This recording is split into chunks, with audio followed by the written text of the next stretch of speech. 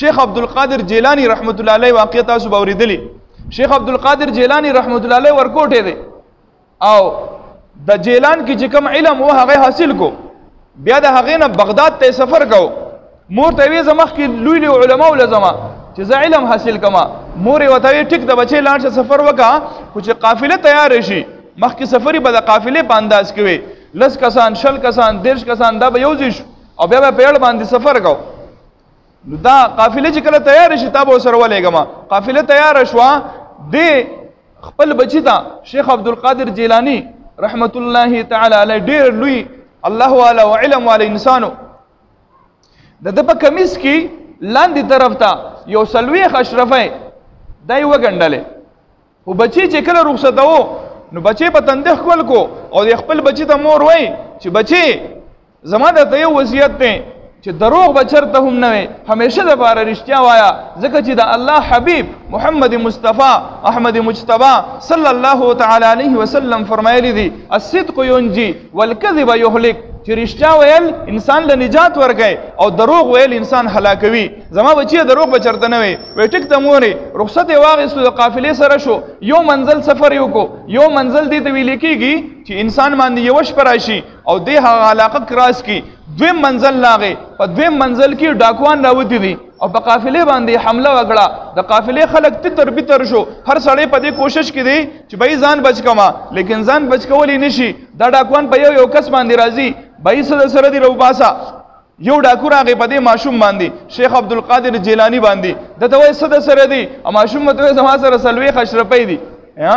هغه سړی ته تیر شو، مړه ماشوم دی نه پوهېږي، ځکه چا سره پیسې نو هغه حل وایي تلاشي خو د لمونږ اخیستې ده. جو بل ډاکو پې راغی، ویل لکه ستا سره خو څه نشته؟ دی ورته وایي شتې شتې، وایي څه دي در سره؟ زما سره 40 اشرفی دي. هغه ډاکو لاړو خپل مشر ته وایي راشه که نه. ماشوم پکې عجیبه خبره کوي، مونږ ورله تلاشي اخیستې څه ورسره نه دي راوتي او د هغې باوجود په خپله وایي. وایي تپوس دې وکئ چې کله راله تلاشي وله واخېسته، کمیس چې بهر کو 40 اشرفی دې راووت. ډاکوانو مشر ورته وایي بچې دا راته ووایه چې ستا نه خو مونږ اورېدلي وو تېر شوي وو دنه او د یو ته دې رښتیا ووایې هغه در هم تېر شو. بیا دویم راغی، ځان به دې بچ کړی و، 40 اشرفی ډېر شي دي او په سفر باندې روانې، ځان له به دې پیسه کړي وو.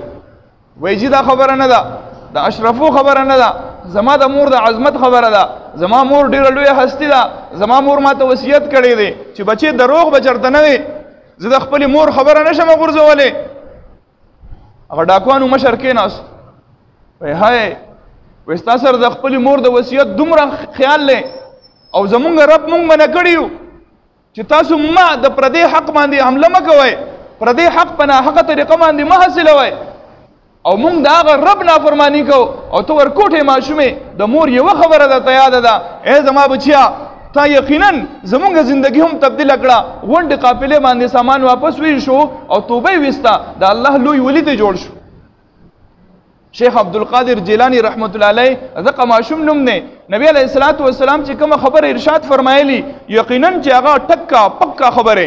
نبی علیه الصلاۃ والسلام فرمایلی الصدق ینجي والکذب یهلک، چې رښتیا ویل انسان نجات ورکوي او دروغ ویل انسان هلاکوي.